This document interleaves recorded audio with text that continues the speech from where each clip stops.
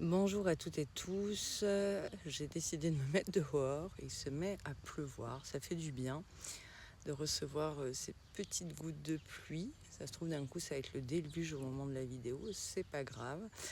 Je vous fais une vidéo parce qu'aujourd'hui déjà c'est la fête des mères, donc bonne fête à toutes les mamans.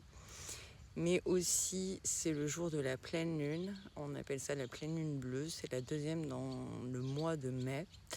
Les énergies de cette pleine lune invitent vraiment, on va dire, à ancrer qui nous sommes, ce qu'on veut, mais pas que ça, à avoir peut-être une parole plus authentique, plus vraie, plus juste, moins, on va dire, alors je dirais pas édulcorée, parce que l'objectif c'est pas d'être forcément dans une violence ou une agression ou voilà, mais d'être plus aligné sur son cœur et sur sa nature et pas toujours être, on va dire, dans une nature, comment vous dire, politiquement correcte, ou vous voyez, formatée, voilà, formatée. Je tenais également à faire cette vidéo pour vous dire que si vous souhaitez vous inscrire, il y a un atelier qui va débuter, l'atelier du solstice, qui va être avec 3 webinaires. C'est un atelier qui se fait à distance, c'est-à-dire là où vous êtes. Il y aura 3 webinaires, il y aura des envois, on va dire, de feuillets d'accompagnement, etc. Pour toutes ces périodes, je vous remets les infos par rapport à dans cette vidéo. Dernier délai d'inscription le 3 juin, donc c'est bientôt. Vous retrouverez le prix, etc. Ensuite, je viens à Lyon pour des consultations individuelles le week-end du solstice. Il reste des disponibilités, alors n'hésitez pas. Je reçois à Roche-Taillé, donc soit pour des guidances ou guidances plus soins ou soins énergétiques. Je vous repartage aussi les infos dans cette même vidéo. Et autrement, si vous souhaitez un rendez-vous individuel par téléphone ou WhatsApp, c'est possible aussi. Rendez-vous donc de guidance et soins énergétiques. Alors c'est différent, les soins en présentiel sont sur une table, etc. Enfin avec des mantras sacrés et plein d'autres choses.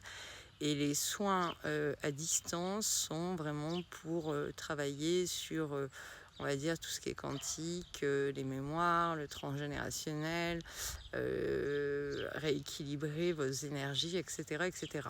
Bon, donc j'espère que vous vous portez bien. C'est vrai que ces derniers temps, j'étais pas trop présente sur les réseaux pour plein de raisons.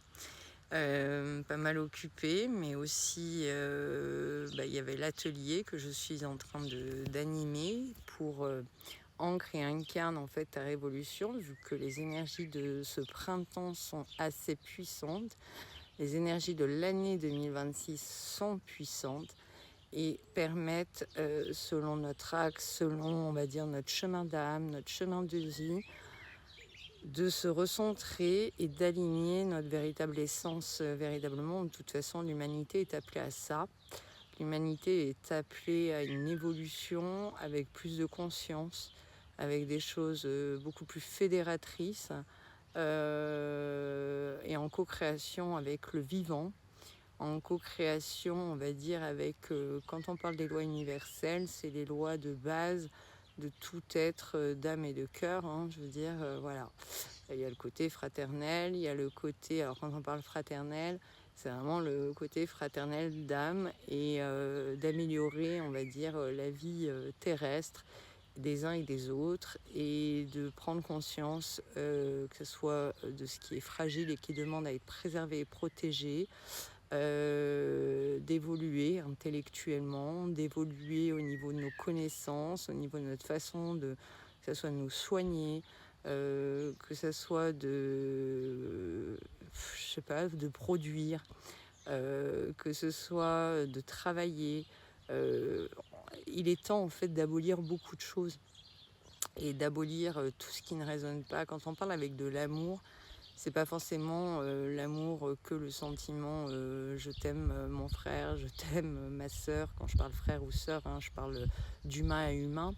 Mais on n'est pas dans le précepte hippie, mais dans on va dire quelque chose qui est je t'aime, je te respecte en tant qu'être, et en fait arrêter d'être dans l'aigreur, dans tout ce ressentiment. Et si toutefois il y a du ressentiment, savoir dire les choses aux bonnes personnes ou agir pour bâtir autre chose qui est plus en adéquation avec nos préceptes, philosophies, grandes théories, parce qu'on est vraiment, voilà, on en est là. Et c'est ça, être dans la matière, c'est agir en ce sens et faire du mieux que l'on peut avec les moyens que l'on a, mais surtout trouver tous ces outils et arrêter de regarder ce qu'on n'a pas, en fait, ou de se dire qu'on n'a pas le choix, et voilà. Mais bon, c'est important de le dire. Donc je vous souhaite une très belle pleine lune bleue, une très belle journée de fête des mères. Pour ceux et celles qui n'ont pas la chance d'avoir leurs parents, leur maman, parce que soit elle est dans les cieux, ou soit ils ont été abandonnés, ou voilà, je leur souhaite d'avoir trouvé un archétype de la mère, soit au fond de leur âme, ou dans leur entourage, ou voilà. Donc je vous souhaite une belle fête des mères, prenez soin de vous et chérissons, on va dire, les vraies choses, les vraies valeurs, les vrais axes de la vie, parce que l'être humain est en train de se perdre et ça génère beaucoup de passivité sur des choses, d'agressivité. Ça génère aussi que les gens passent à côté des vraies choses, et certains croient que les vraies choses, c'est des moments que l'on crée exceptionnellement pour une célébration, et puis le reste de la journée ou des journées ou des semaines sont pas forcément heureuses ou joyeuses. Autrement, elles le sont qu'au travers. Alors quand on parle du matériel, c'est comme disait Descartes, je dépense donc je suis. Voilà. Dépensons notre temps, notre énergie et dans des choses voilà, qui sont pérennes ou qui respectent ces principes du vivant.